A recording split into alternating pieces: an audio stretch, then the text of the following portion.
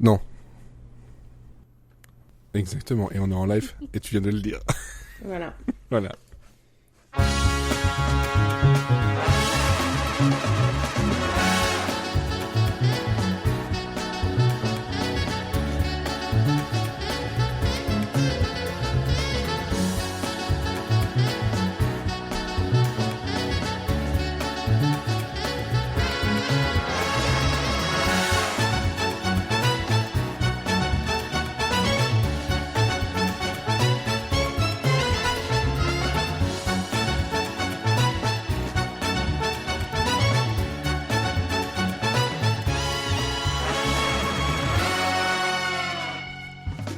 Voilà, j'ai failli renverser ma bière.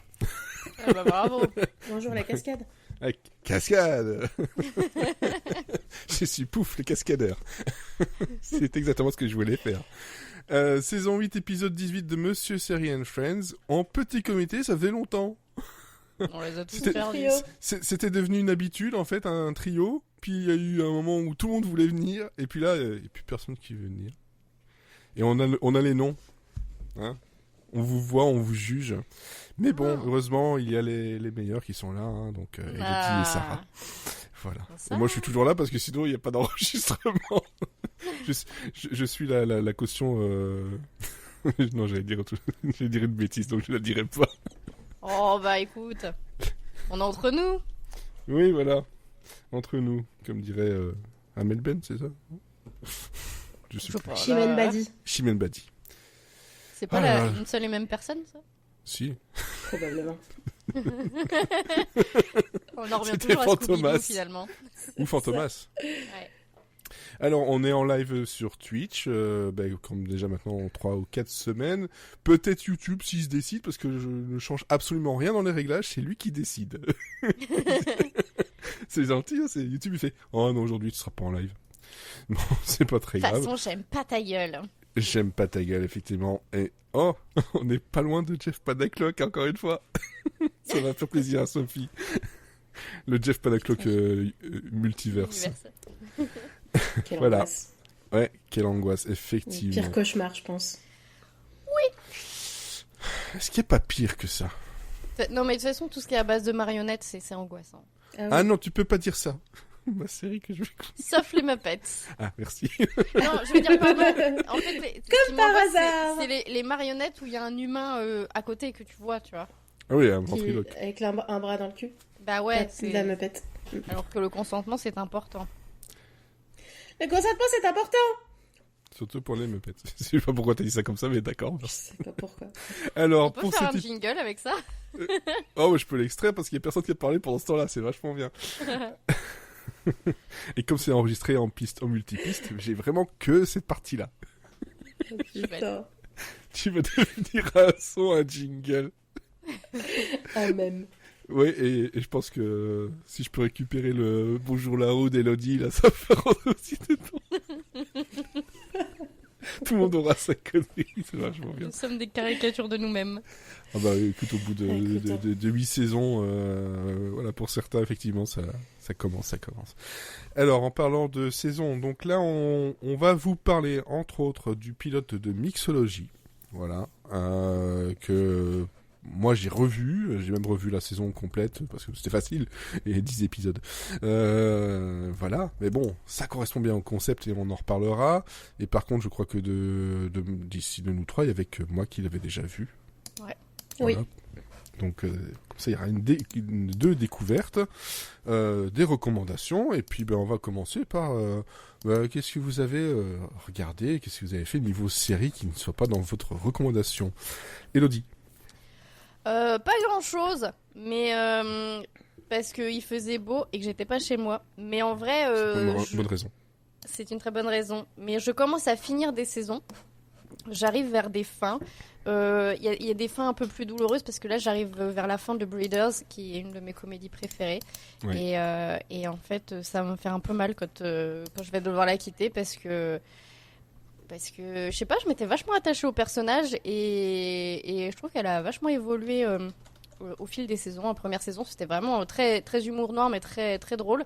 Et là, on arrive où c'est toujours drôle, mais beaucoup plus amer et est beaucoup plus ancrée dans la vie quotidienne et réelle. Donc voilà, je vais avoir du mal à les quitter. Et je vais bientôt finir The Baby, qui est la série qui a une... Tu restes dans le même idée au thème monde. à peu près. Hein. Avec des Breeder, enfants c'est les diaboliques. parents, et là, c'est... Ouais, c'est vrai. Ouais, mais un bébé diabolique, c'est la meilleure idée du monde, voilà. Et pareil, j'arrive à la fin de... Alors, j'ai une saison de retard, mais j'arrive à la fin de saison 3 de Barry, qui va aussi me manquer une fois qu'il sera parti. Voilà. Ouais, effectivement. Est-ce que ces fins de saison, c'est lié à la grève des scénaristes? Mais alors... Que dalle, parce que comme j'ai toujours un an de retard sur oui, mes séries, je vrai. serai en grève l'année prochaine, vous voyez. Ah oui, bon, sauf si ça reste en grève jusqu'à l'année prochaine, eux aussi. C'est ça. Mais franchement, je pense que ça va être moins grave que 2007. J'en sais rien, mais en tout cas, j'espère qu'ils auront tout ce qu'ils ont droit, hein, ils ont droit d'espérer et qu'ils méritent, voilà, réellement. Parce que là, j'ai vu une vidéo du Binge Doctor qui parlait un peu de tous les arrières, les coulisses de tout ça, les arnaques, les trucs vraiment pas top, pas cool, en plus de ce qu'on voit de façon publique sur Twitter et les autres réseaux sociaux. Et ouais, c'est soutien à eux, là. Effectivement. Mais, ça me fait penser, je me suis fait la réflexion parce que du coup, vu que j'ai un an de retard sur mes séries, là je suis en train de regarder des séries qui datent de juin de l'année dernière. Ouais. Il y avait déjà, en fait, il y avait déjà une vibe où dans les scénarios de séries, ça commençait à dénoncer un peu la position qu'avaient les scénaristes et toutes les petites mains derrière les séries. Ça commençait à dénoncer, mais par exemple dans Barry ça en parle beaucoup, dans Hacks ça en parle beaucoup, et tu sens que, en fait, avec le recul, tu sens qu'il y avait déjà un truc qui montait depuis un petit moment et que ça attendait juste d'éclater une bonne fois pour toutes, quoi. Ah bah ça, de toute façon, je pense que ça fait pas un an, mais il y a eu l'arrivée de toutes les plateformes de streaming, etc. Et les triches dans les chiffres. Oui, il y a un chat qui vient de se casser la figure derrière toi, je pense. C'est un chien. Le chien qui vient de se casser la figure. J'ai juste vu un truc qui fait... Bon. Ça lui arrive. Voilà. Mais effectivement, c'est pas nouveau, et là ça a fini d'éclater, et je pense que ça a éclaté de toute façon au bon moment, parce que là, tout à l'heure, ils étaient en train de faire des piquets en face de là où il y a les upfronts, malgré tout. Donc j'espère pour eux qu'ils auront gain de cause, mais bon, s'ils doivent faire ça tous les 15 ans quasiment, c'est un peu relou. Bah surtout que ça risque de s'accélérer, je pense, parce que là il y en a une, mais s'ils vont pas avoir gain de cause, enfin disons que là il y a quand même un paysage vachement différent aujourd'hui que en 2007, quoi. C'est ça, parce qu'il n'y a pas que le côté distribution comme il y avait avec les trucs des DVD, des machins, là il y a le streaming. Exact. En plus de ça, il y a tout ce qui est intelligence artificielle qui vient dans le jeu. Ouais, c'est une sale période, quoi. Puis quand on voit les residuals de certains scénaristes qui coûtent quasiment plus cher, en fait l'envoi du papier coûte plus cher que ce qu'il y a comme somme dessus, c'est complètement débile, quoi. C'est complètement débile. Et bonjour au chien. Tu dis bonjour? Elle est plus timide qu'un chat, hein, ça... De Wolf. De Wolf. Si vous entendez péter, c'est elle, hein. C'est pas moi. Pour une fois que c'est pas ma gosse. C'est facile, ça. Hein. Oui, c'est vrai. Sarah, de ton côté? Alors, moi, j'ai binge-watché la dernière saison de Working Moms, dont je parlerai probablement sur le prochain numéro, parce que la série est malheureusement terminée, mais vraiment, c'est une de mes séries chouchoutes. J'ai aussi regardé, je sais pas si j'en avais parlé ou pas, un documentaire sur Netflix sur les attentats de Boston, du marathon de Boston, qui était en 3 épisodes. Hyper intéressant. On a touché un mot, en tout cas. C'est possible. Je me rappelle plus. En tout cas, j'ai regardé ça. Et j'ai aussi commencé à regarder 100% physique. Alors ça, je sais pas si vous savez de quoi il en retourne. Je sais pas si j'en ai déjà parlé. Ça, je sais que j'en ai pas parlé. En tout cas, pas sur le podcast. Bon, c'est assez marrant. C'est de la télé-réalité sur des gens très musclés qui essayent de se dépasser. Ça donne de la motivation. C'est une série qui est coréenne en plus. Donc, c'est une télé-réalité qui est coréenne. Donc, c'est c'est sympa aussi de changer un petit peu de paysage. Et puis surtout, 2 séries qui ont fait leur retour. Inside Number 9, dont j'ai déjà parlé, qui fait son retour enfin pour la saison 8. Donc du coup, il y a 3 épisodes qui sont dispo. Allez regarder parce que c'est vraiment toujours aussi bien. Et Queer Eye qu'on attendait depuis très longtemps sur Netflix, qui fait enfin son retour pour la 7e saison, je crois. Donc je me suis maté ça sous la couette hier, en pleurant de très chaudes larmes devant tous ces petits makeovers et tous ces gens si gentils et si bienveillants. Ouais, dis donc. Ça fait un beau programme, effectivement, tout ça. Moi, de mon côté, justement, je profite, je sais pas, d'un creux. J'ai des choses à regarder, des nouveautés à regarder, mais je les laisse de côté pour terminer certaines autres choses, comme Grand Crew que j'ai terminé, American Auto que j'ai aussi bouclé, Ghost US qui vient de se terminer et que j'ai aussi bouclé. Bon, je continue Ted Lasso, tout ça, mais en fait, j'essaye là de boucler un maximum de choses sur lesquelles j'ai pris parfois 2, 3, 4 épisodes de retard, ce qui en général m'arrive pas. Mais bon, voilà, la fatigue faisant, ça arrive, ça m'arrive effectivement, mais voilà, de très bonnes choses que j'ai regardées. Et sinon, dernièrement, je pense que c'était la semaine dernière d'ailleurs, que Anthony Légal, qu'on avait reçu il y a quelques années maintenant dans le podcast pour parler de Fail, sa mini-série sur YouTube où il parlait c'était du speed dating. C'était vraiment très très drôle. Donc il a sa petite boîte qui s'appelle Anka Film et il m'a envoyé un DM en me disant tiens, regarde, j'ai fait quelque chose de nouveau, ça s'appelle le Club des associations à la con. Et ce sont des sketchs d'à peu près 3 minutes sur vraiment des trucs, des associations très très très très connes. C'est absurde, c'est drôle, ça se regarde bien vite et très franchement je trouve que ça mérite d'avoir un peu plus d'audience. Parce que voilà, les vidéos plafonnent à 400-500 vues, ça me semble un peu peu pour le travail qui est derrière. Donc c'est le Club des associations à la con, et moi je vous dis, voilà, ça se regarde très bien, très vite, avec des trucs sur lesquels on ne s'attend absolument pas. Donc voilà, si vous aimez les blagues à la con, justement, comme tu disais, les super-héros qui n'ont pas de très très bons pouvoirs, il y en a un club là-dedans, et je garde en secret leurs pouvoirs parce que il y en a qui m'ont fait bien rire, effectivement. Voilà, c'est ce que j'ai regardé, moi, dernièrement. Et c'est déjà pas mal. C'est déjà pas mal, effectivement. Oui, le temps n'est pas extensible, malheureusement. Mais non. Et puis, en plus de ça, il arrive que je me dise, j'ai pas le temps, je finis des choses, et puis je regarde encore des trucs que j'ai déjà vus 1000 fois. Et c'est pas grave. Et notamment, mixologie, juste le pilote. Mais... Hold my beer, c'est... Bref, on va en parler. This is the story of 10 strangers, one night, and all the stupid, embarrassing, ridiculous things we do to find love. Alors donc Mixologie, c'est une série qui moi j'avais découvert il y a déjà un bon moment à sa sortie, c'était donc en 2014. J'avais dit 2013 mais c'est 2014. Donc il y avait 13 épisodes de 22 minutes et comme le dit le petit début de jingle qu'on a entendu en fait du générique, si on peut appeler ça un générique. C'est donc une seule nuit avec 10 personnes qui ne se connaissent absolument pas ou presque pas et qui sont là en fait pour trouver l'amour, un coup d'un soir, autre chose, on ne sait pas. Et c'est une série qui personnellement j'y ai découvert pas mal de visages qui sont un peu plus connus maintenant, d'autres qui malheureusement sont tombés un peu dans l'oubli, d'autres moins malheureusement. Enfin, heureusement plutôt, ils sont tombés dans l'oubli. Parce que oui, même si je le dis tout de suite, j'aime beaucoup cette petite série là, voilà, de 13 épisodes qui, ce qui est bien, a un début et une réelle fin. Voilà, c'est le concept qu'ils le voulaient. Il y a des comédiens qui sont pas extraordinairement bons.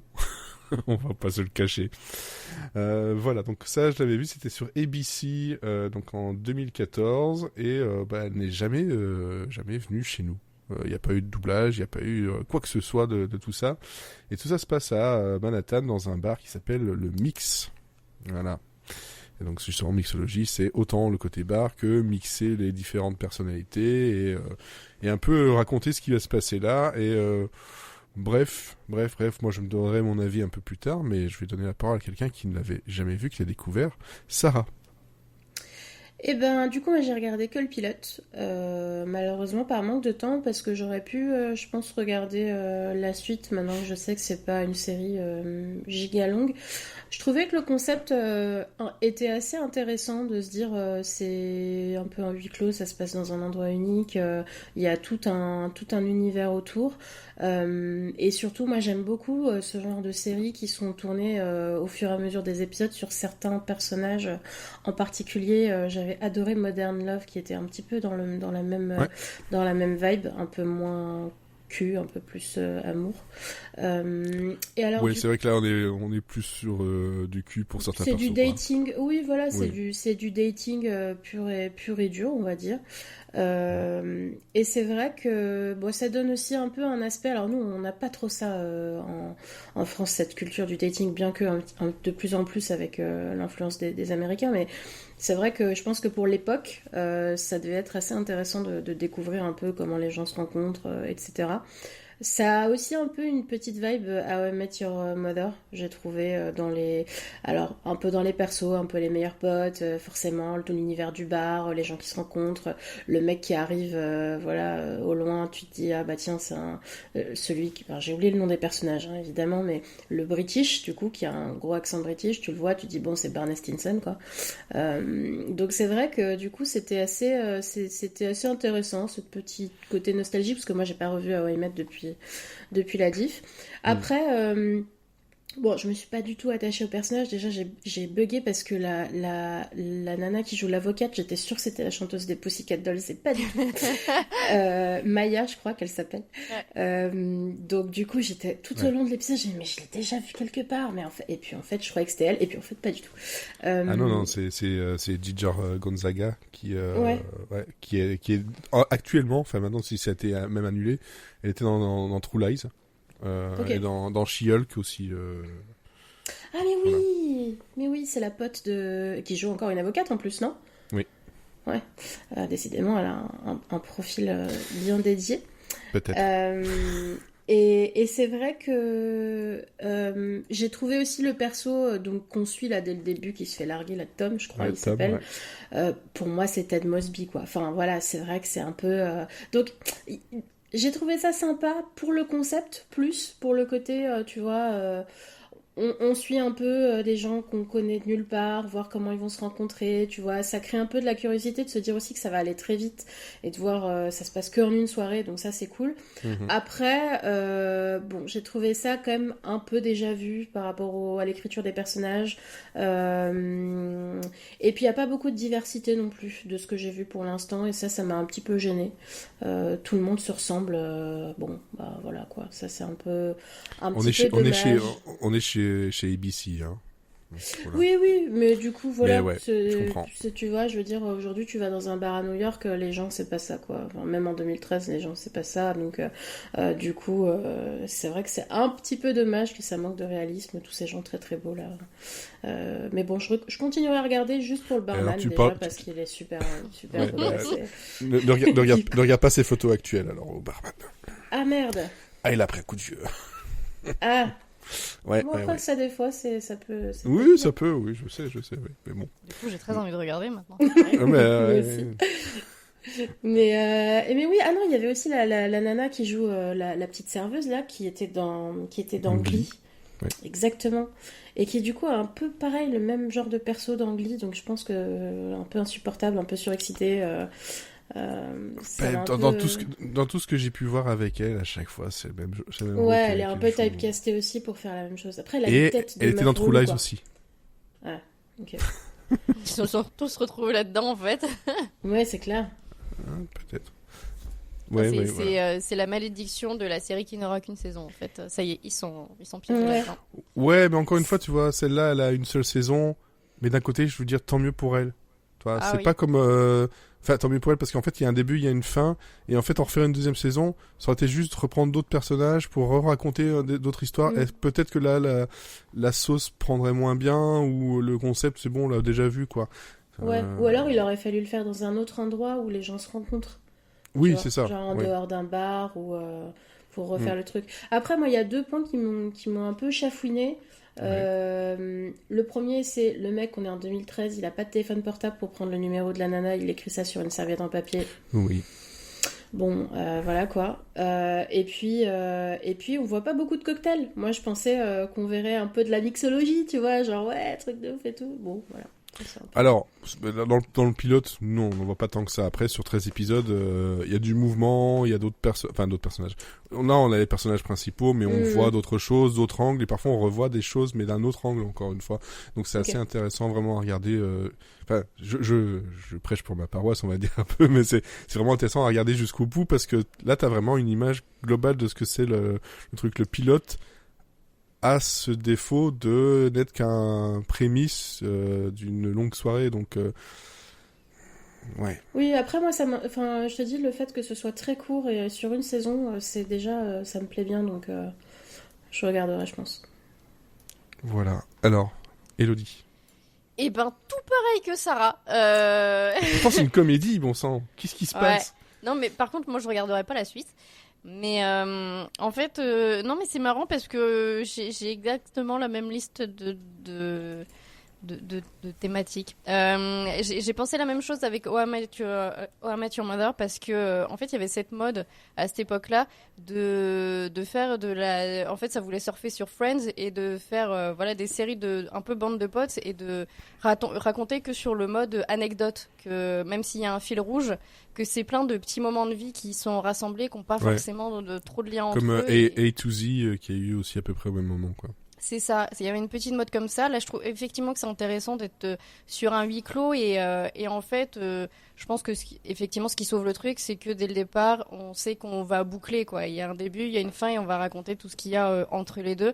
Donc, au moins, même si le pilote, dans un sens, tu te dis putain, où est-ce qu'on va, parce que finalement, ça raconte pas grand-chose et t'as l'impression qu'on va vite tourner en rond parce que c'est juste une soirée et t'as pas mal de personnages, mais qui au début ont quand même pas grand chose à raconter quand même, et tu dis s'il faut tenir 10 épisodes là-dessus, bof quoi. Et puis après, une fois que t'as compris le mécanisme, tu dis bon voilà, en fait tu sens que les scénaristes, quand ils ont écrit ça, ils avaient déjà leur feuille de route et ils savaient où ils allaient, donc il y a ce côté un peu rassurant.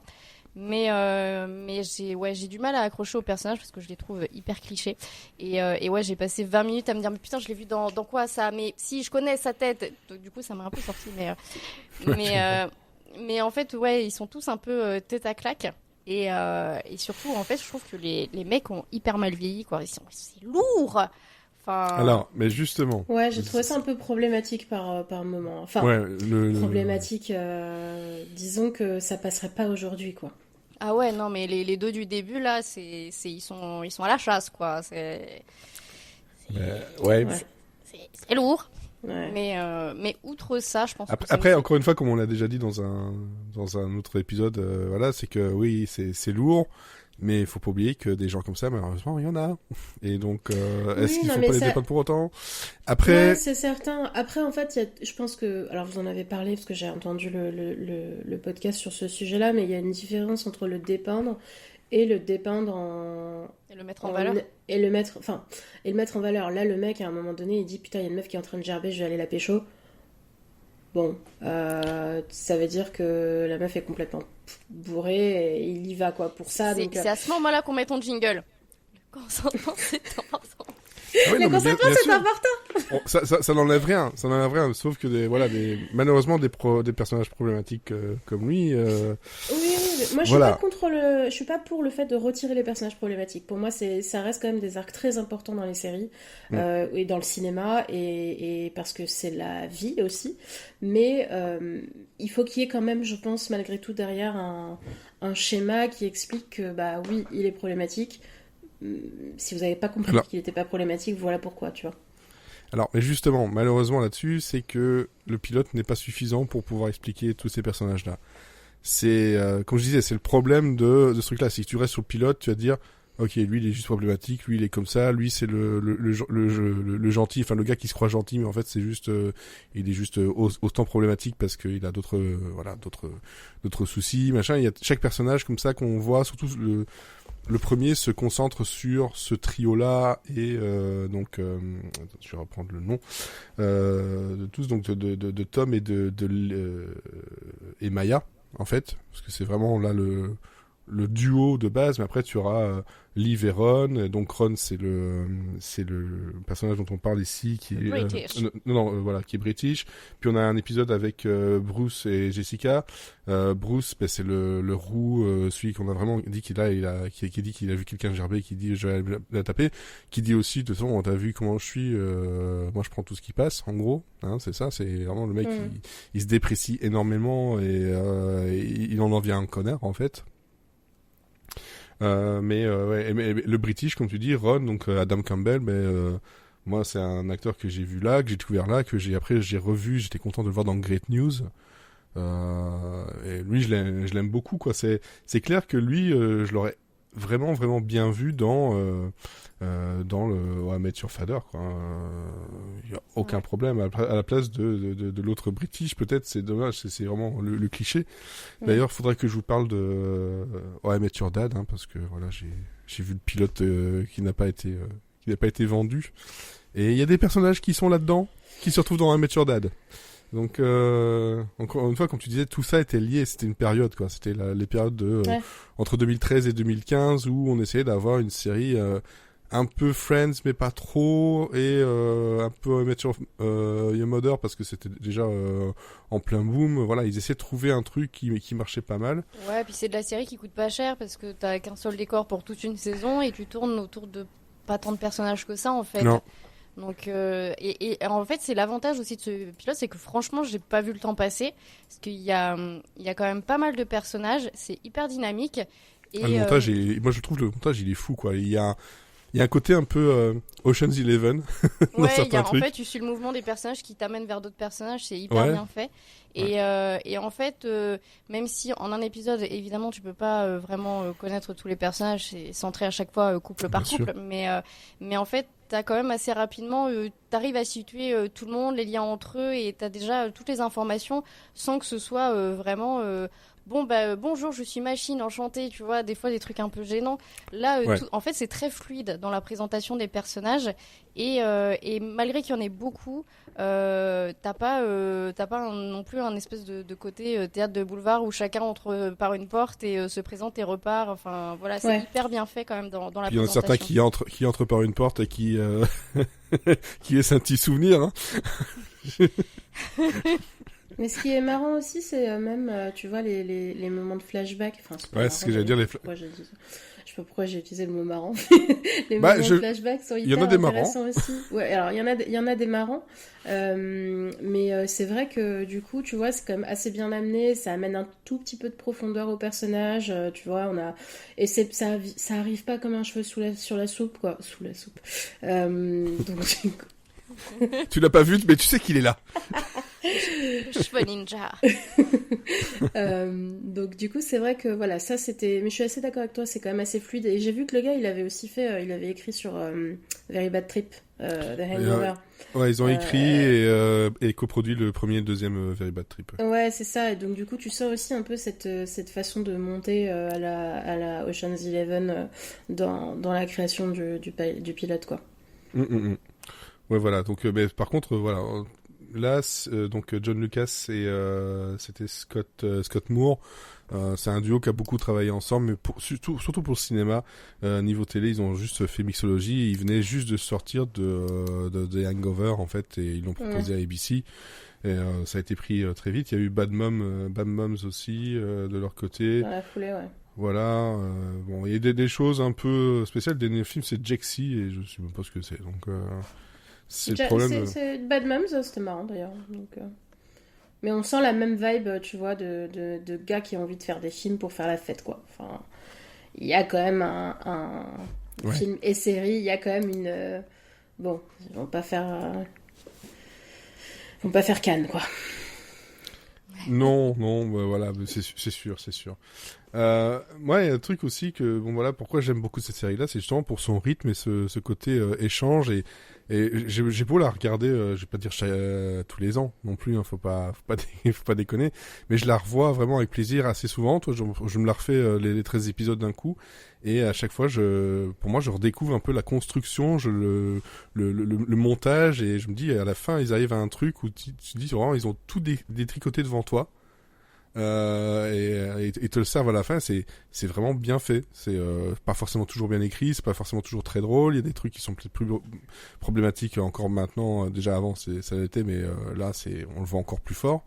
Mais il y a un truc dans cette ambiance de soirée que j'aime bien, qui galvanisante. Et je pense que le montage, la musique et tout ça, les comédiens finalement s'en sortent pas trop mal. C'est vrai que Tom t'as envie de le frapper au tout début.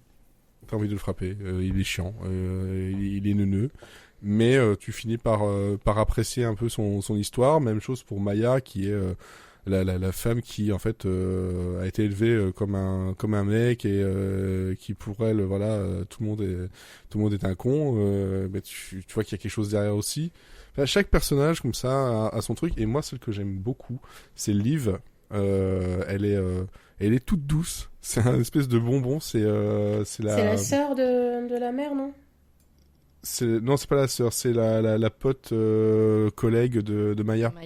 Ah oui. Qui vraiment, elle a une voix toute douce, etc. Elle a pas fait grand chose. Hein. C'est Kate Simpson qui n'a pas fait grand chose d'autre réellement. Mais elle, je l'aime bien. Toi, à chaque fois que je la revois, je fais, il y a un petit crush quand même, quoi. Elle est chou.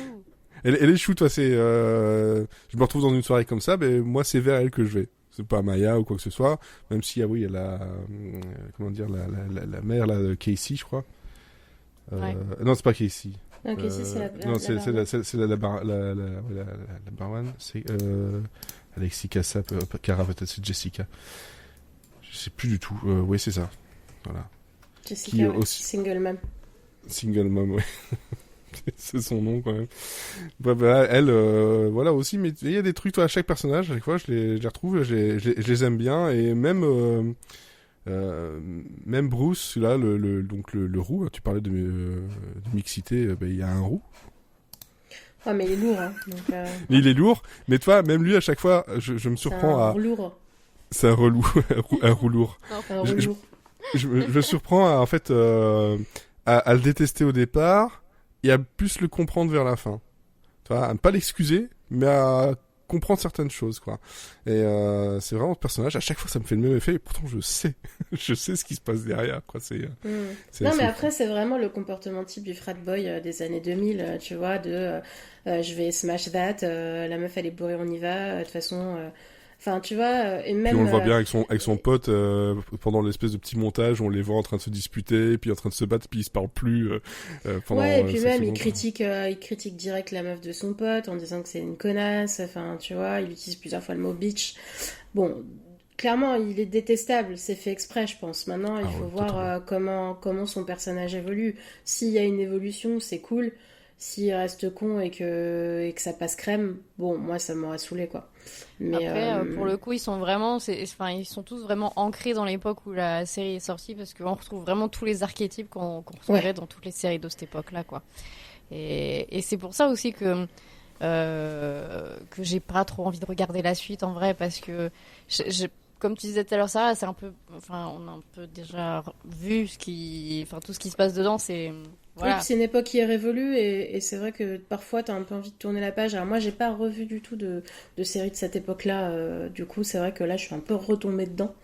La seule c'est Glee et encore tu vois c'est quand même une série woke pour ce que c'est quoi. Après la qualité c'est autre chose mais... Donc oui. Du coup j'avais pas trop regardé de sitcom et c'est vrai que là j'ai vraiment pris un plein dans la tronche mes flashs de How I Met Your Mother que je regardais quand j'étais à la fac avec tous mes collègues de classe relous qui faisaient toutes les vannes de Barney Stinson H24, enfin tu vois, donc du coup bon, est-ce que t'as envie de te replonger là-dedans?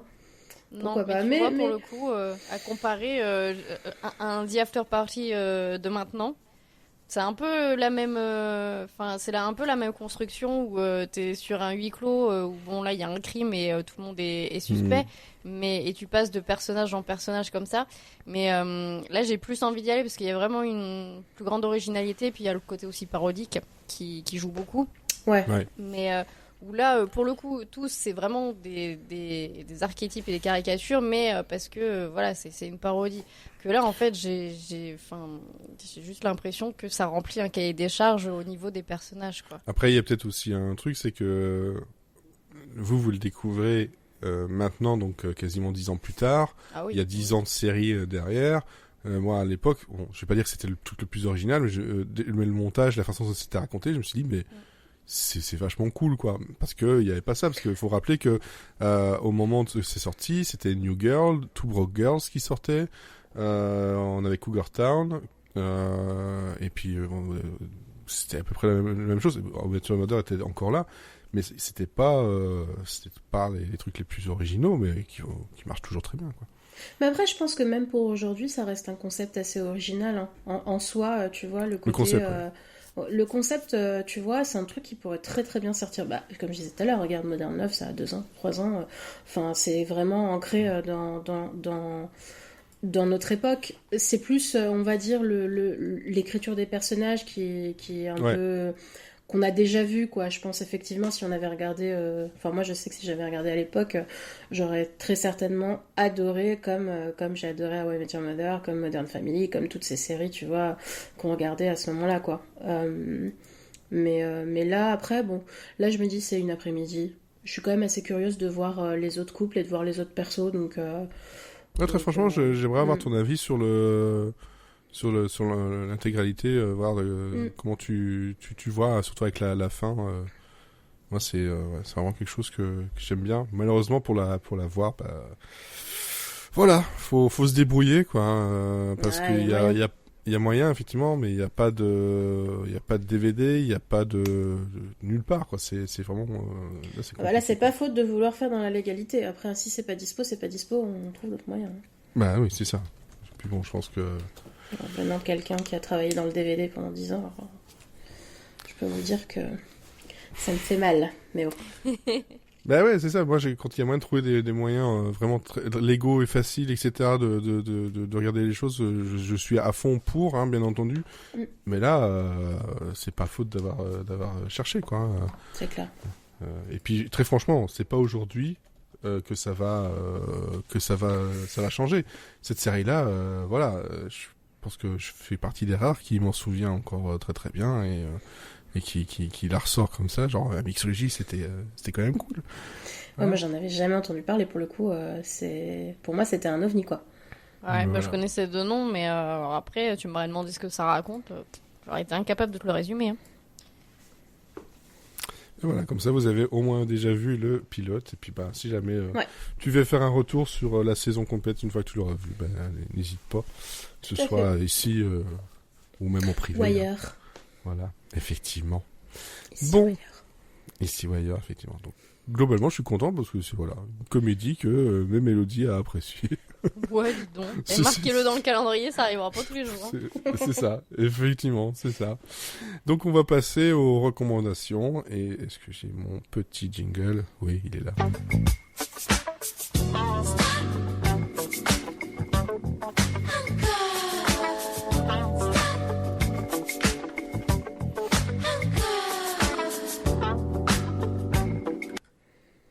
Voilà. Alors, bah oui, parce que normalement, les recommandations, c'est pas forcément des recommandations, ça peut être aussi des choses qu'on dit, non, n'y allez pas, stop. Là, on est plus du encore, mais j'allais pas mettre un son qui dit juste encore parce que ce serait encore plus bizarre.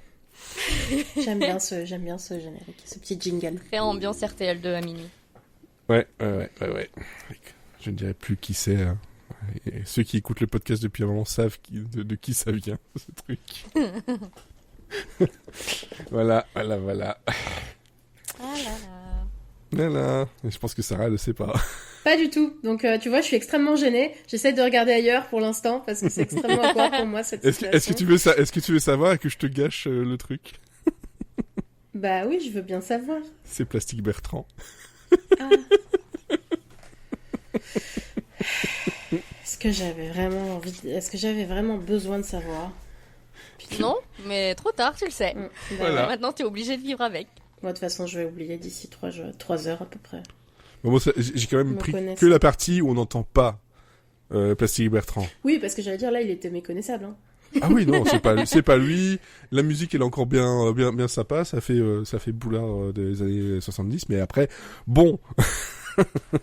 Quand même. Boulard. Bah oui, attends, j'ai dit Horrible. 60. J'ai Il dit est horrible, ce mot. Oui, j'ai dit 70 en même temps. Donc je suis pris avec l'époque. On est vraiment dans la thématique des trucs qu'on mal vieilli ce soir, en fait. Boulard. Boulard, c'est horrible. Le mot est horrible. Moi, ça me fait Bah, toujours penser à la pétanque, en fait. C'est ça le problème. Ah ouais, moi ça me fait pas penser à la pétanque. Hein. Mais tu sais que j'avais une nana qui était avec moi à la fac qui s'appelait comme ça. Oh la pauvre. Ouais, c'est chaud. J'ai eu une Boulard et j'ai eu une Braquemar aussi. Oh là là. Mais ils avaient une carrière toute tracée, ces gens-là.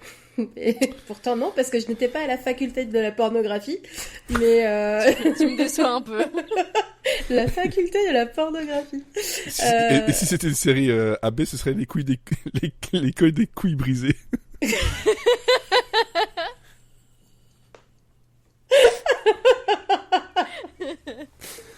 L'école des couilles brisées. Ah, On c'est a drôle. regardé. Après, les c'était une filles, alors école de qu'on aurait langue. regardé ça. L'école de... Ah bah oui. Ça Ah oui. peut marcher. Bah ouais. Oui, il y a moyen. Il y a Alors. Bon, tu disais justement tout à l'heure, Elodie, ouais, les marionnettes avec les bras dans le cul, ça te fait peur. Ça m'angoisse.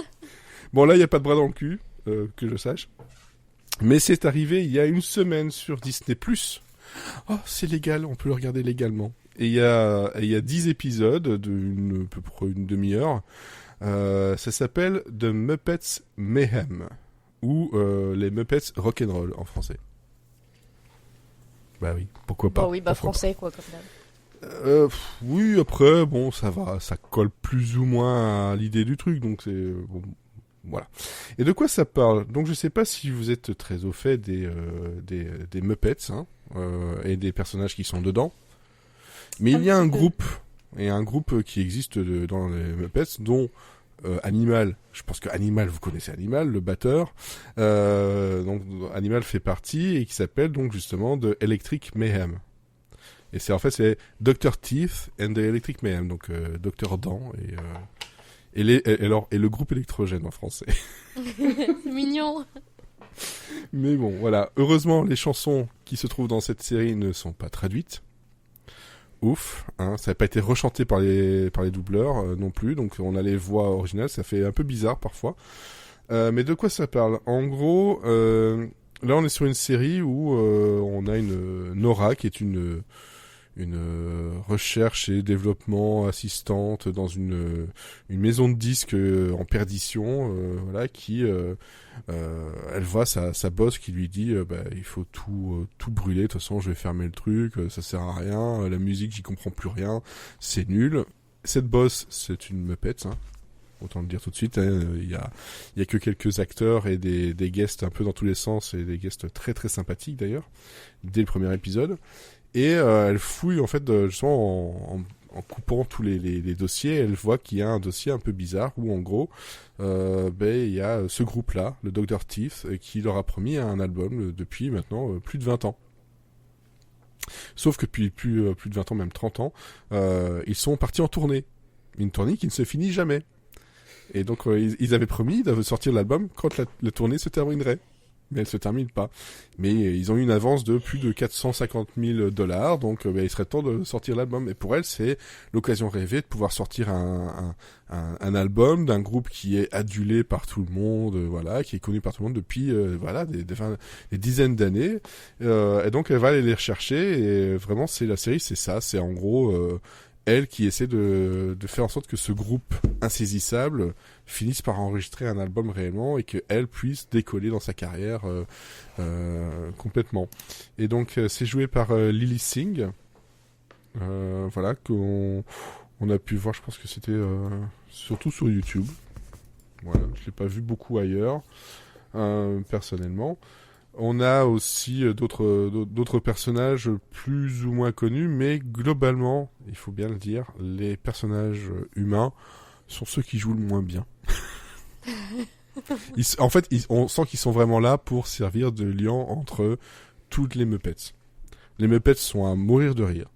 Le scénario et les dialogues sont à pleurer de rire, avec des jeux de mots qui n'en finissent plus. T'as des jeux de mots qui font qui se relancent façon ping-pong, qui sont très drôles. Et puis surtout, bon, bah voilà, c'est développé par Adam F. Goldberg, qui était sur la série The Goldbergs, qui n'y est plus depuis un moment, mais bon, il était là-dessus. Et on a surtout le plaisir d'entendre des musiques rock. Très très sympa dès le départ, hein, dont Kiss avec I Wanna Rock and Roll All Night comme première chanson d'ouverture, avec une blague justement sur elle qui ne comprend pas les paroles non plus, parce que avec le Part of Everyday ou Party Everyday, ils comprennent pas, ils font un petit jeu de mots là-dessus. Et on a des guests. Dès le premier épisode, on a du Steve Aoki, Paula Abdul, Billy Corgan. Ah oui, Ouais, quand même.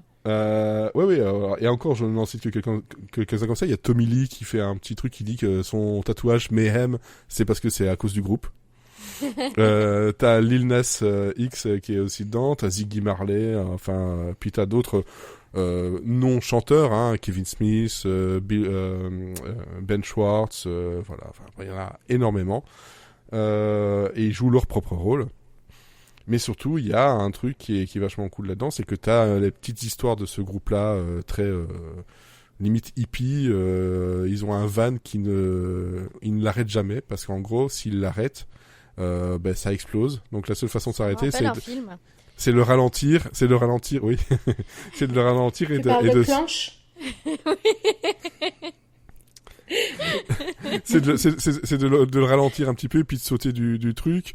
Voilà. Et puis il y a Animal, moi j'adore ce personnage-là, mais qui est mignon au possible, parce qu'en fait dès qu'il voit Nora, donc l'espèce d'assistante qui va devenir autre chose, tout ce qu'il peut dire c'est Nora, avec un grand sourire béat. Il lui offre des fleurs qu'il vient d'arracher dans son jardin, et alors il lui dit coucou comme ça en boucle. Tu vois, elle est en train de parler avec tous les autres et on entend derrière Animal qui faisait coucou Nora. C'est super mignon. Et en plus de ça, c'est le personnage qui a réussi, ils ont réussi à me faire pleurer sur l'origin story de Animal. Et mais vraiment. T'as pleuré. Ah bah oui, franchement, oui. Il y a un truc, ils ont été très forts là-dessus. C'est vachement bien écrit, c'est bien filmé, c'est fun, et 10 épisodes, je les ai pas vus passer. Et voilà, c'est sorti le 10 sur Disney+, et je vous conseille vraiment, si vous aimez les Muppets, si vous aimez le rock'n'roll, chaque épisode c'est un nom de morceau. Voilà. Je vais regarder maintenant. Je vais regarder direct. Je savais même pas que c'était sorti. Moi, je regardais les films des Muppets avec Jason Segel et tout. Les derniers qui sont sortis. Ouais, je trouvais ça sympa, puis c'est marrant, quoi. Mais alors là, avec du rock, c'est cool. J'ai jamais trop regardé les Muppets, moi.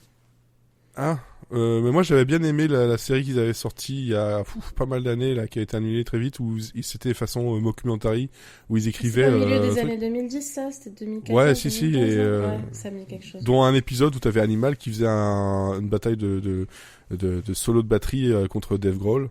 Hein, excusez du peu.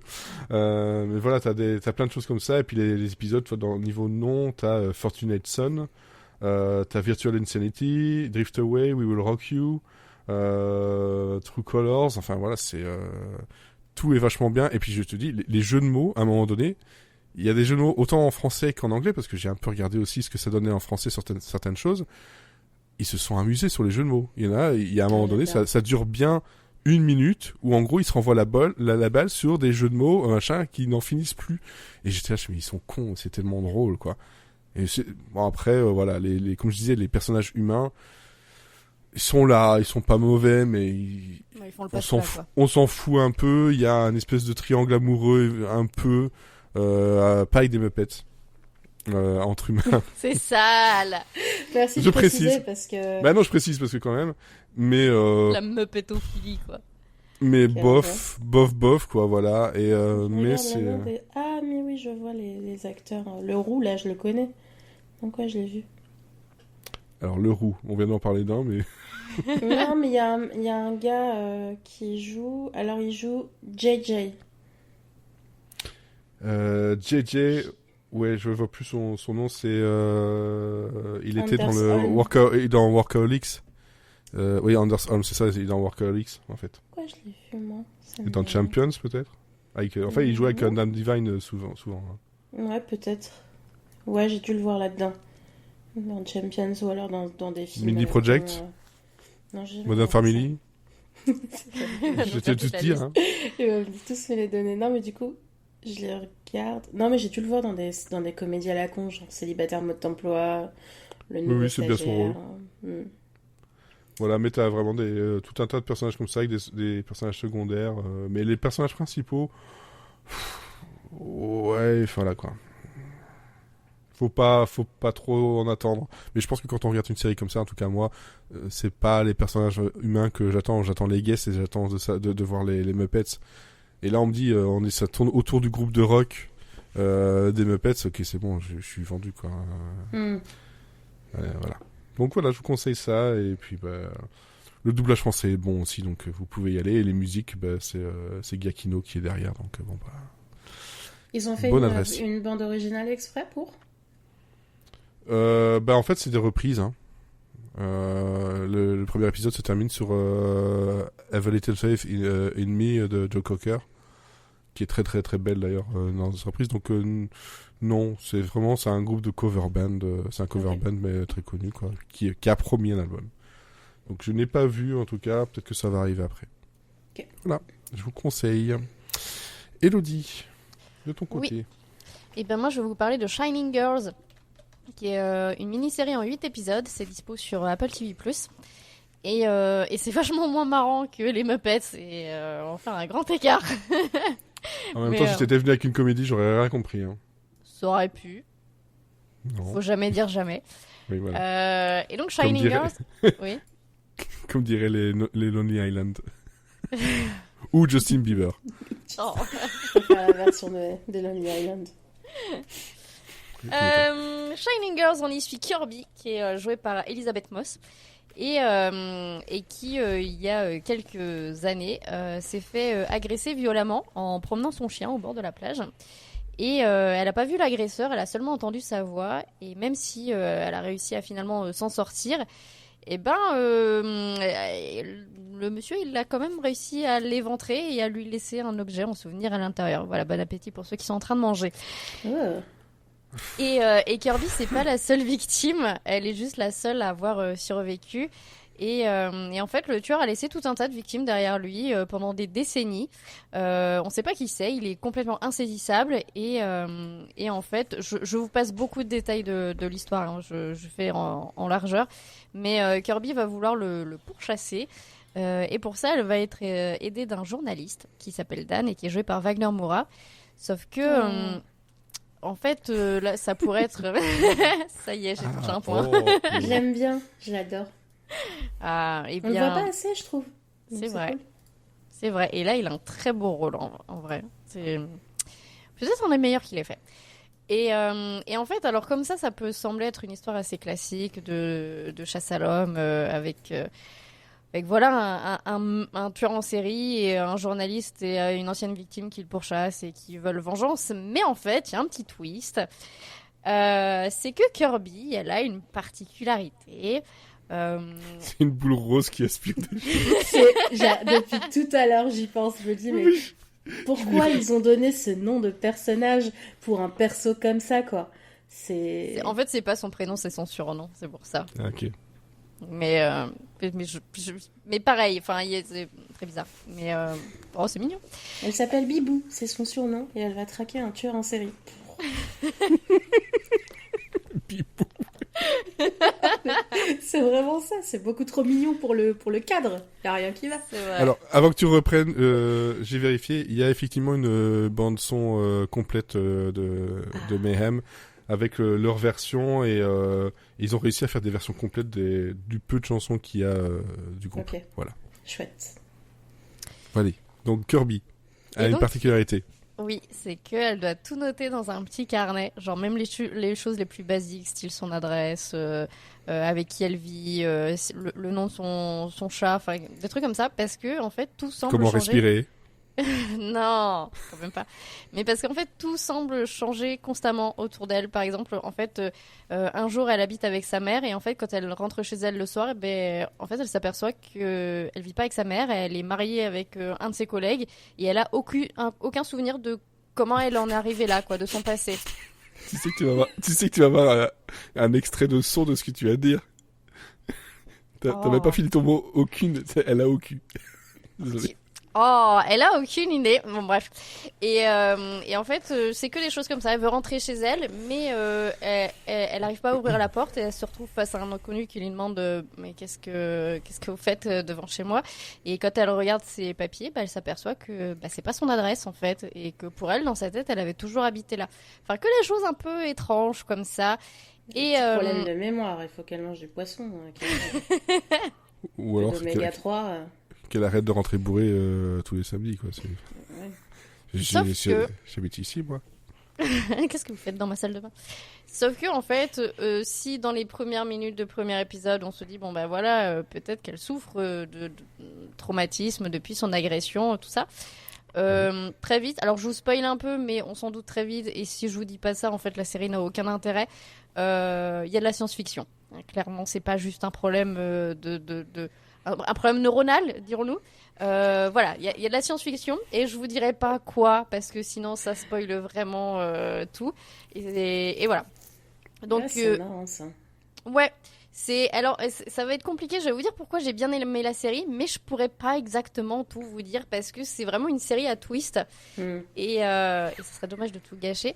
En fait, c'est surtout ce côté science-fiction que Twist and Shout. Le côté science-fiction est vraiment très cool parce que en fait pendant quelques épisodes on a quand même le doute. La série joue entre peut-être que vous croyez que c'est un PTSD, peut-être que c'est de la science-fiction, peut-être que c'est ni l'un ni l'autre, enfin voilà, même si tu te doutes de la direction vers laquelle ça va et que t'espères que ce soit ça et qu'à la fin tu te rends compte que c'est vraiment ça et sans spoiler, mais en fait c'est obligé que ça aille dans cette direction sinon ce serait extrêmement décevant, mais tout en fait s'articule bien dans l'histoire. C'est pas faire de la science-fiction pour faire de la science-fiction, tout a une raison d'être en fait, et ces fameux changements qu'on va voir tout au long de la série, ils sont très logiques. Au début c'est très perturbant parce qu'on sait pas à quoi ils sont dus et que en fait au début on comprend pas ce qui déclenche ces changements, donc on sait jamais trop à quoi se raccrocher, on sait pas ce qui est réel, on sait pas s'il y a pas une partie qu'elle imagine ou quoi, et c'est hyper déstabilisant. Et voilà, je peux pas vous en dire beaucoup plus parce que toute la série repose sur cette mécanique assez mystérieuse et au fil des épisodes, ça se dévoile petit à petit. J'ai pas envie de vous gâcher. Au niveau casting, Elisabeth Moss, elle est très remarquable. Est-ce qu'elle regarde la caméra comme ça pendant 10 minutes non, à chaque fois ou pas? C'est ce que j'allais dire. En fait, elle est vraiment à l'opposé de ce qu'elle fait dans The Handmaid's Tale. Là, elle est vraiment... En fait, elle a un côté vraiment rayonnant et on va la suivre sur plusieurs décennies parce qu'on va la suivre à une période où, je sais pas, elle doit avoir une petite vingtaine d'années, quoi, où elle est serveuse dans un bar et puis jusqu'à... donc, je sais pas, ça se déroule au début des années 2000, je pense, la série, où là, elle est vraiment adulte... avec des responsabilités et tout, une vraie adulte qui sait ce qu'elle fait à peu près. Et en fait, voilà, tu vois la décrépitude du personnage où vraiment, elle commence dans la vie, elle est hyper pimpante, elle aime faire la fête et tout, et vraiment ce moment de décrochage où une fois qu'elle s'est fait agresser et que elle peut plus se raccrocher à quoi que ce soit dans sa vie parce que le matin elle part de chez elle en pensant qu'elle a un chat et rentre chez elle le soir, en fait elle a un chien, tu vois, c'est que des petits trucs comme ça où en fait elle est complètement paumée et chaque jour en fait elle doit se réadapter à une vie qu'elle connaît pas en fait parce que les gens autour d'elle ne comprennent pas. Relou, quoi. La meuf elle se fait chier, elle a acheté 3 kilos de litière, elle arrive en fait elle a un chien. Putain, ça me rendrait dingue. Mais c'est exactement ça en fait. C'est que t'as aussi ce petit côté problème. Oh non, tu sais, elle arrive. Oh non, pas encore. C'est avec des rires enregistrés et tout. Et non, elle est vraiment... en fait, je trouve que son personnage est vachement plus intéressant que ce qu'elle fait dans The Handmaid's Tale parce que vraiment dans The Handmaid's Tale, t'as vraiment ce côté... j'aime beaucoup la série, mais t'as ce côté vraiment martyr où au bout d'un moment, t'as envie de lui dire mais... voilà, c'est bon, arrêtez d'en jeter, on a compris, quoi. Que là, elle est beaucoup plus... je trouve qu'il y a beaucoup plus de nuances dans son personnage. Et en fait, c'est assez équilibré entre le personnage qui a quand même vécu un traumatisme énorme et en même temps, c'est un personnage qui a une force incroyable et qui doit quasiment porter tout le poids de l'histoire sur ses épaules parce qu'elle est la seule à expérimenter ces fameux changements et que personne ne peut la croire parce que, imagine, il y a quelqu'un qui arrive et qui t'explique ça, tu dis, l'hôpital, c'est par là, quoi. Et en plus, à chaque changement, elle doit un peu changer déjà de look, elle doit s'adapter, elle doit un peu changer de caractère pour faire croire aux autres qu'elle n'est pas complètement starbée, quoi, que non, mais c'est bon, elle maîtrise. Et je la trouve vraiment brillante dans ce rôle. Et il y a cette dynamique aussi entre Kirby et Dan qui fonctionne très bien. Parce qu'ils sont déjà tous les deux absolument adorables. Et en même temps, c'est tous les deux des personnages brisés par la vie. Lui, donc il est journaliste, il est alcoolique, il est père célibataire, il n'y a rien qui va dans sa vie. Enfin, il se laisse... Il se laisse crever à petit feu, quoi. Et en fait, le fait qu'ils se rencontrent tous les deux et qu'ils vont se réunir pour traquer un mec complètement insaisissable, ils vont avoir une évolution hyper intéressante parce qu'au début, ils vont se méfier parce qu'ils sont tous les deux tarés. Ils vont ensuite passer par le conflit parce qu'ils sont tous les deux tarés. Et puis, finalement, ils vont former une espèce d'alliance qui va se transformer en une amitié hyper forte et où chacun va un peu sauver la vie de l'autre. Et puis jusqu'aux 2 derniers épisodes où vous allez chialer votre race. Je vous dis pas pourquoi, mais vous allez chialer votre race. Je vous le dis parce que je veux pas me sentir seule. Et puis et pour finir... J'ai pleuré pour Animal en même temps. Bon, tu vas pleurer pour Dan et Kirby. Et en vrai, outre tout ce côté, vraiment, j'ai beaucoup aimé comment la science-fiction était intégrée dans une histoire qui pourrait être très réelle. C'est surtout l'incarnation du méchant que j'ai trouvé vachement intéressante. Il est joué par Jamie Bell et pour des raisons que je ne peux pas dévoiler malheureusement, il a vraiment ce côté insaisissable où ça le rend le méchant tout puissant en fait. Il danse sans cesse. Il n'arrive pas à l'attraper, il fait que des pirouettes. Il y a trop de twists. C'est exactement ça. C'est pour ça qu'ils l'ont choisi. Ouais, c'est ça. Mais du coup, en fait, en tant que méchant, il a ce qu'on appelait des pouvoirs, quoi. Je peux pas vous dire exactement quoi, mais ce qui fait que, en fait, il connaît tout. En fait, il est au courant de tout avant que ça se produise, et en même temps, tout ce qui le rend puissant, c'est justifié dans l'histoire. Du coup, ça crée une menace hyper réelle avec des enjeux qui semblent insurmontables. Et puis, il a un côté vraiment vicieux parce que même une fois qu'on sait tout de lui, on se rend compte que rien ne l'obligeait à être méchant. En fait, il est juste méchant parce que c'est un trou du cul. Un renflement. Oh. Oh mon Dieu. S'il vous plaît. Et donc voilà, en fait, c'est ça que, en fait, on a vraiment un méchant qui crée un enjeu et il y a vraiment un suspense jusqu'à la fin et sans vous spoiler la fin, mais ça rend la conclusion d'autant plus satisfaisante parce que vraiment on a passé toute une saison à construire un puzzle qui va à la fin s'imbriquer où à la fin, voilà, la boucle est bouclée. Il n'y a pas tout qui est expliqué parce que bon, ça reste, il y a le petit côté science-fiction où faut pas expliquer sinon ce serait nul en fait. Ouais.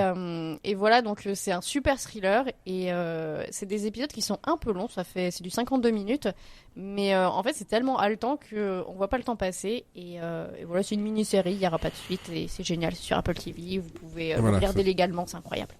C'est ça, c'est sur Apple TV et donc maintenant je suppose qu'avec Canal+, fait partie des séries qui sont dispo, quoi. Non, c'est pas, elle pas dessus non plus. Pas encore. Non, il y a rien en vrai sur Canal de chez Apple TV+, ils ont même pas une dizaine de séries. D'accord. Je pense que ça va arriver au fur et à mesure. Ouais, alors en tout cas sur le chat, t'as Cess qui dit j'ai envie de voir la série mais votre version. Celle où le méchant danse. Petit théâtre ce soir. Et il nous dit d'ailleurs que si elle y est maintenant. Voilà. Très bien. Voilà, donc via Canal+. Super. C'est ça, effectivement. Et alors la série donc en français c'est Les Lumineuses parce que c'est le nom du livre dont c'est tiré de Lauren Bucks. Parce que la radioactivité. Et produit par Leonardo DiCaprio. Oui, bon. Voilà. Ouais. Je sais pas, je trouvais ça voilà. Fun fact. Fun fact. Les Lumineuses. Le casting à moins de 27 ans. Ah, bon. Mais non. non. Ouais, non. Non, C'est pour ça qu'il joue pas dedans. Sinon, quel intérêt. C'est ça. Il ne fait que produire. Alors, Sarah, toi de ton côté, qu'est-ce que tu conseilles? Eh ben moi, je vais vous parler d'une série qui s'appelle The Bold Type. En français, ça s'appelle De celle qui ose. C'est une petite série. J'ai l'impression que c'est une série clin d'œil à Mathieu qui n'est pas là ce soir. Ah, peut-être. C'est une petite série coup de cœur. Ça s'est terminé. Ben, on va fêter les 2 ans là, de la fin de la série en juin de bientôt. Ouais. Bon, moi, c'est une série que j'adorais absolument. J'étais vraiment très très déçue que ça se termine, mais en même temps, il fallait qu'il y ait une fin. Mais voilà, c'est vraiment une série hyper feel good, hyper péché mignon. Alors, elle est considérée un peu comme la digne héritière de Sex and the City. Moi, j'ai pas vu Sex and the City, donc je ne peux pas comparer. Mais donc, The Bold Type, ça suit le quotidien de 3 jeunes femmes dans la ville de New York, et elles travaillent toutes les 3, elles sont bien meilleures copines. Elles travaillent toutes les 3 comme assistantes dans un magazine de mode qui s'appelle Scarlet Magazine. C'est une histoire d'ailleurs c'est une série d'ailleurs qui est inspirée de la vie d'une ancienne rédac chef de Cosmopolitan aux États-Unis. Donc il y a bien sûr tout un pan de l'histoire qui se passe à la rédaction, voilà, vraiment côté journalisme de mode, rédaction féminine, etc. Mais là, c'est vrai que c'est quand même très woke comme série. Alors pourquoi moi, je crois que c'est une des séries qui traite de sujets de société. Alors, c'est une série qui traite de sujets de société de façon très intelligente. Et c'est une de celles qui les traite vraiment sans tabou. On sait qu'il y a eu beaucoup d'évolutions ces dernières années. J'en parlais la dernière fois avec Sex Lives of College Girls, par exemple, ou plein de super séries où il y a beaucoup de représentation, on parle beaucoup de féminisme, on parle beaucoup des femmes, etc. Mais c'est vrai que celle-ci, vraiment, elle était très particulière. Il y avait des sujets divers et variés dont on parlait, que ce soit les inégalités salariales, le lesbianisme, la transidentité, ou alors le cancer du sein, on parle d'orgasme, on parle de politique, de religion, voilà, il y avait vraiment des sujets très transverses, très différents, et des problématiques en fait que beaucoup de femmes aujourd'hui rencontrent au quotidien. Elles sont instillées dans la vie de ces 3 jeunes filles, jeunes femmes, Kat, Sutton et Jane, et c'est vrai que même si on est à des années-lumière, nous, dans notre petite vie, de travailler pour un magazine de mode à New York, en fait, il y a un tel lien qui se crée que c'est des sujets qui nous touchent tous et toutes. Moi, j'ai pas eu vraiment, je veux dire, le souvenir d'avoir vu une série qui parlait de congélation d'ovules avec une bienveillance absolue comme dans The Bold Type.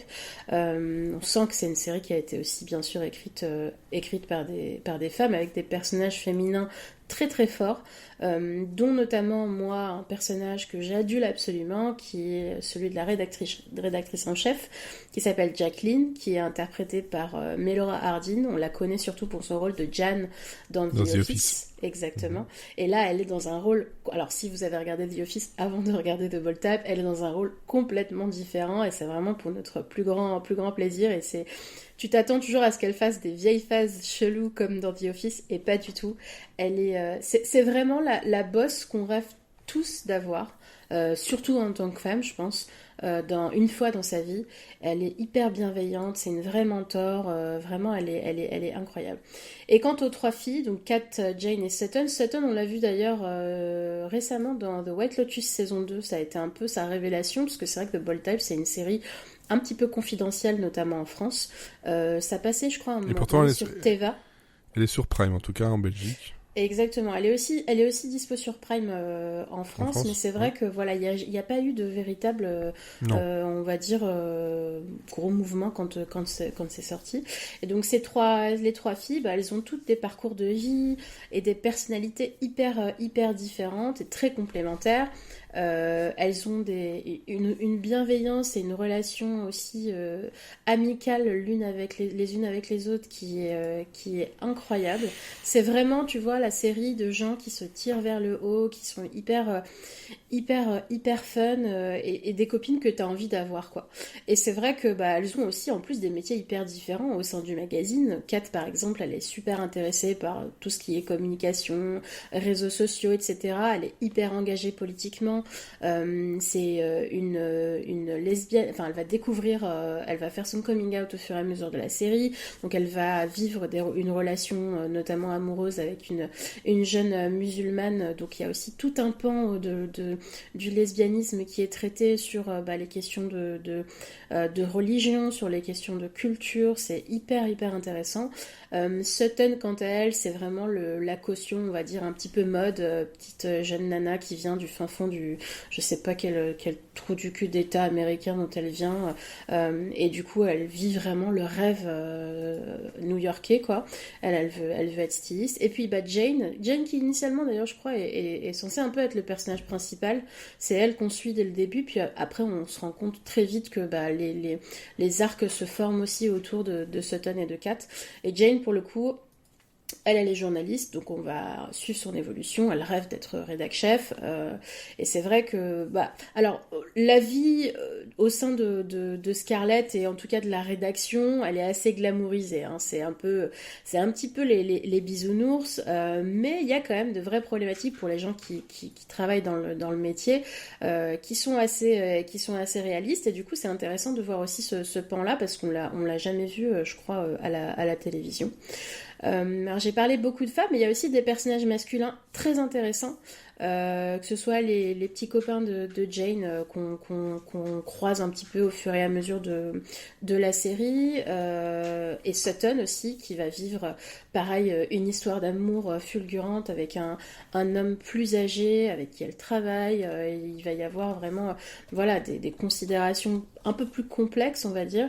Le mari de Jacqueline aussi, qui elle est une femme forte, qui donne tout pour sa carrière, qui a énormément, qui a un mari qui la soutient beaucoup, mais voilà, il va y avoir on va dire des tensions sur le fait que du coup il faut qu'elle soit aussi équilibrée dans sa relation. Et puis il y a aussi plein de journalistes mecs au sein de la rédac qu'on va rencontrer, qui vont avoir un peu comme ce dont on parlait tout à l'heure avec Mixology, le gars ultra relou, je sais plus son prénom.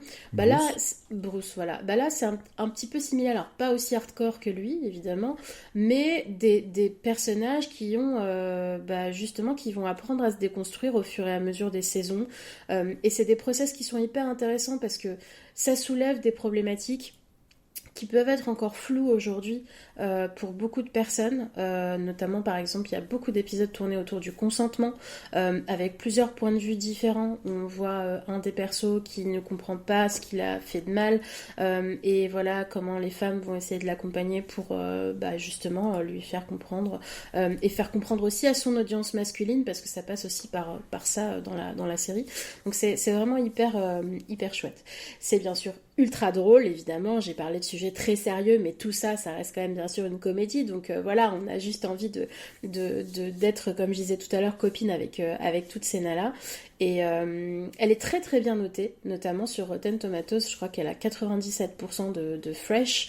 Il y a eu de très très jolies critiques qui sont sorties sur la série. Je disais que c'était dispo sur Prime Video. Il y a 5 saisons. C'est des épisodes de 45 minutes à peu près. Il y a à peu près une dizaine d'épisodes par saison. Je crois que l'avant-dernière, elle en a une quinzaine. Je suis pas sûre, mais il me semble que c'était plus long à cause du Covid notamment. Mais voilà, foncez. Si vous avez envie d'un petit bonbon, je pense qu'elle a pas du tout vieilli. Il y a plein d'histoires hyper sympas au fur et à mesure. On s'attache vachement aux personnages. Et puis voilà, ça se regarde, on voit pas du tout le temps passer quand on la regarde. En plus, vraiment, c'est hyper agréable, c'est très bien écrit et très intelligent. Ok, très bien. Donc voilà, on a 3 séries à vous conseiller, 3 séries que l'on peut voir de façon légale en plus. Donc de Muppets Mayhem, donc Muppets Rock'n'Roll sur Disney+, donc Shining Girls sur Apple TV+, encore une fois, et The Bold Type sur Prime Video, mais pas plus. Hein. Voilà, c'est juste simple, c'est déjà pas mal. Et puis Mixology, là, débrouillez-vous, hein. Un petit DM et puis voilà, il y a moyen. Un petit billet et puis on s'arrange. Un petit DM, il y a moyen, quoi. On s'arrangera, on s'échangera des boulards. Sous le manteau. C'est ce qu'il dit dans Mixology, de se remettre de sa rupture en regardant du porno illégal. Je sais Oui. pas ce que c'est que le porno illégal, mais moi, J'ai cette pas envie de phrase, savoir. elle m'a- Ah ouais, Ouais. ouais. Ça avait Toi, l'air j'ai- excitant. j'ai beau connaître la série, cette phrase-là, j'étais là, je fais, de quoi tu parles? Qu'est-ce que je veux pas savoir. Je suis d'accord. Voilà. Je veux pas savoir du tout. Ah, mais bon, tout ça pour une blague de... bon, t'as des Kleenex chez toi? Bah oui, qu'est-ce que tu crois? Les hommes n'ont pas de Kleenex. Mais n'importe quoi. quoi. N'importe quoi. Bref, en tout cas, merci à vous deux de m'avoir accompagné pour cet épisode 18 de la saison 8. Le mot de la fin, Elodie. Pégase. Ok. En fait, c'est le même mot, hein. Elle m'a donné 2 mots, quoi, qui veulent dire la même chose. Enfin, c'est n'importe quoi. Sarah. Sarah va la comprendre. Ouais, je viens de comprendre, je suis fatiguée. Bibou. J'ai envie que ça se crée, cette série. Bibou et les serial killers. Bibou et les serial killers. C'est un peu moi. Moi, je dirais pastèque. Pourquoi pas. C'est Ouais, bientôt l'été. T'as envie de Mais viande? ça arrive, Bah non, j'ai t'as envie pas de- envie de viande, du coup. Ah, Pourquoi? pas steak. Ah On était resté sur les paix, tu vois. Bah oui, du coup, j'ai voulu Non, un c'est peu ça. réenchaîner, mais... On est, un non, peu mais lent. nous, on est un peu lent, et puis nous, on est resté sur les paix. Désolé de t'avoir laissé un vent. Alors, Un P.